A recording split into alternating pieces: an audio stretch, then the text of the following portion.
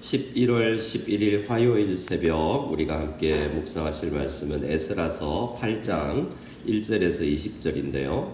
우리 뒤쪽으로 15절부터 20절 말씀을 먼저 읽도록 하겠습니다. 8장 15절에서 20절 말씀을 같이 읽겠습니다. 내가 무리를 아하와로 흐르는 강가에 모으고 거기서 3일 동안 장막에 머물며 백성과 제사장들을 살핀즉 그 중에 레위 자손이 한 사람도 없는지라. 이에 모든 족장 곧 엘리에셀과 엘리엘과 스마야와 엘라단과 야립과 엘라단과 나단과 스가랴와 무술람을 부르고 또 명찰한 사람 요아립과 엘라단을 불러 가시아가 지방으로 보내어 그곳 족장 이또에게 나아가게 하고 이또와 그의 형제 곧 가시비아 지방에 사는 느디딤 사람들에게 할 말을 일러주고 우리 하나님의 성전을 위하여 섬길 자를 데리고 오라 하였더니 우리 하나님의 선한 손에 도우심을 입고 그들이 이스라엘의 손자 레위의 아들 말리의 자손 중에서 한 명찰한 사람을 데려오고 또 세레비아와 그의 아들들과 형제 18명과 하사바와 므라리 자손 중 여사야와 그의 형제와 그의 아들들 20명을 데려오고 다윗과 방백들이 레위 사람들을 섬기라고 준 느디딤 사람 중 성전 일꾼은 220명이었는데 그들은 모두 지명받은 이들이었더라. 아멘. 에스라가 이제 2차 포로귀환을 합니다. 에스라서를 보면 1장, 2장에 스룹바벨 귀환한 명단들이 스룹바벨이 고레스 왕의 칙령으로 귀환을 하는데 2장에 가면 그 명단들이 쭉 나열되어 있죠. 그리고 올라와서 3장에서 6장까지는 성전을 재건합니다. 그리고 6장에서 7장을 넘어가면서 60년이 지났다라고 말씀을 드렸죠. 60년의 공백 기간이 있고 이제 7장이 시작되면서 에스라를 통해서 이제 2차 포로귀환이 있는데 이때는 아닥사스다 왕 때입니다. 우리가 읽은 8장을 포함해서 7장, 8장이 이제 에스라가 2차 포로귀환을 한 이야기고 또 돌아와서는 뭘 하냐면 9장, 10장에서 공동체를 이렇게 다시 회복하고 재건했다라는 내용이 있습니다. 그래서 3장에서 6장, 1, 2장에서 올라온 사람들이 3장에서 6장까지 성전을 재건하고 7장, 8장에서 올라온 이제 한 80년 뒤 다음 2차 포로귀환 이제 사람들이 공동체를 재건하는 이야기가 지금 지속되고 있는 것입니다. 이 사이 60년 공백 기간 동안 우리가 일어났던 일도 기억해야 되는데요. 60년 공백 기간 동안에 지금은 1절에 보면 아닥사스다 왕에 있을 때죠. 나중에 보면 느헤미야서를 볼 때도 아닥사스다 왕입니다. 동일한 왕입니다. 그래서 에스라와 느헤미야는 비슷한 시대에 같이 있다가 에스라가 먼저 올라오고 조금 있다가 느헤미야가 올라와요. 근데 그 둘이 함께 경험한 과거의 최근 경험 현대사가 있는데 그들의 입장의 현대사는 아하수에로 왕 때 있었던 에스더 사건입니다. 그러니까 지금 이 포로기한 전 한 15년에서 20년 사이에 전에 뭐가 있었냐면 아하수에로 왕 때 에스더 사건이 있었던 거죠. 그때 이야기는 어떤 이야기입니까? 포로로 귀환하지 않은 페르시아에 남아있는 유대인들이 다 멸망할 뻔했죠.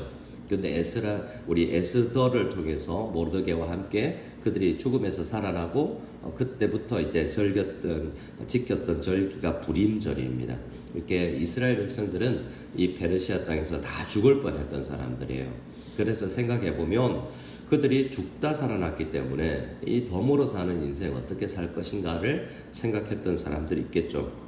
그냥 살아가는 사람들도 있었겠지만 대표적으로 에스라 같은 사람들은 내가 하나님의 여호와의 말씀을 묵상하고 연구하고 준행하고 그리고 가르치기로 결심하는 이 결심, 이런 에스라와 같은 결심을 한 믿음의 사람들이 그 페르시아 땅에서 길러지고 있었다라는 것을 우리는 생각할 필요가 있습니다. 자, 8장에서는 오늘 보면 우리가 읽지 않은 부분은 쭉 명단인데요. 이 명단을 2장에서도 나왔는데 우리 입장에서 보면 명단이 좀 지루하기도 하고 사람 이름을 외워도 발음하기도 힘들고 읽고 나서도 이 사람 누군지도 잘 모르겠고 그렇습니다. 하지만 하나님은 누구에게 관심이 많다고 우리가 명단을 보면서 생각하며 할 수 있냐면 하나님은 사람들에게 이렇게 관심이 많구나. 특별히 하나님 나라를 재건하고 하나님 백성들이 하나님 나라를 재건할 때 사람이 가장 중요한 것을 보게 됩니다. 에스라에서 건물도 중요하고 스룹바벨이 올라와서 1세대들이 성전을 건축하는 중요한 일을 한 세대가 했지만 더 중요한 것은 건물만 있으면 뭐합니까? 백성들이 올라와서 예배자가 되어야죠. 그래서 에스라를 통해서 이렇게 거론된 오늘 이 1,400명, 1,500명 가까이 되는 사람들은 이제 돌아와서 예배를 건축한 사람들인데, 한편으로 더 중요하다고 생각할 것은 1차 귀환 때는 이전에 포로로 끌려갔던 사람들도 있었습니다. 어릴 때라도 무너지기 전에 성전을 본 사람도 있었죠. 근데 에스라부터 오늘 명단에 나오는 사람들은 적어도 여러분 포로로 끌려와서 지금 1차 귀환부터 80년이지 않습니까? 그렇기 때문에 모두 다 100% 이 페르시아 우리 이 바벨론 땅이나 이 페르시아 땅에서 태어난 사람들이다라고 할 수 있는 겁니다. 어떤 의미에서는 1차 귀환자들보다 더 올라가기 힘든 사람들이죠. 더 그곳에서 태어났고 네이티브이기 때문에 오히려 페르시아에 사는 게 더 편한 사람들일 수도 있는데, 그들이 올라왔다라고 생각할 때 참 귀한 분들이다. 그들이 올라와서 이제 이스라엘을 회복시키고 하나님 나라의 구성 요소로서 백성들의 자리를 차지하는 걸 보게 되는데요. 많은 학자들이 그래서 다시 출애굽이 일어나는 것 같은, 출애굽을 해서 하나님이 이집트에서 백성을 만들고 큰 민족을 만들고 출애굽시켜서 가나안 땅에 불러넣어 하나님의 백성 삼으셨지 않습니까? 제2 출애굽처럼 우리 교회도 주님께서 원하시는 것이 있습니다. 마치 다시 한번 하나님 나라를 회복시키듯이 출애굽하듯이 우리에게 다시 부릴 듯하게 일어날 수 있는 사람들을 주님께서 원하시는데, 이렇게 이름이 거명된 것처럼 이 자리에 있는 우리가 또 말씀으로 묵상하고 하루를 시작하는 우리가 하나님 나라를 다시 재건하는 놀라운 그런 명단들을 이룰 수 있는 우리가 다 될 수 있기를 소원합니다. 우리 1절 보면 아닥사스다 왕위에 있을 때 나와 함께 바벨론에서 올라온 족장들과 그들의 계보는 이러하니라 라고 이야기하는데요.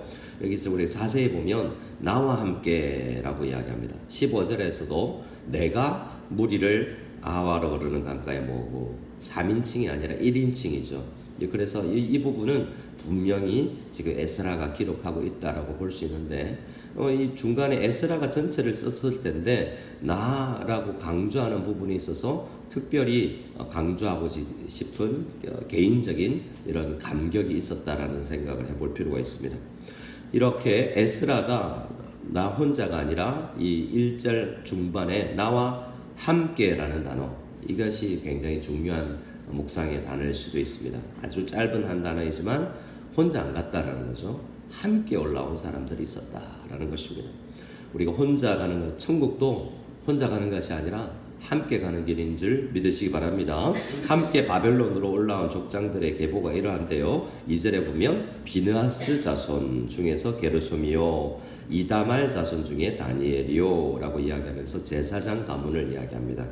그리고 다윗 자손 중에는 이라고 이야기하면서, 다윗 자손은 누구 자손이겠습니까? 유다 지파겠죠. 그래서 왕족과 제사장이 종족이 있는데요. 3절부터는 이제 12가문입니다.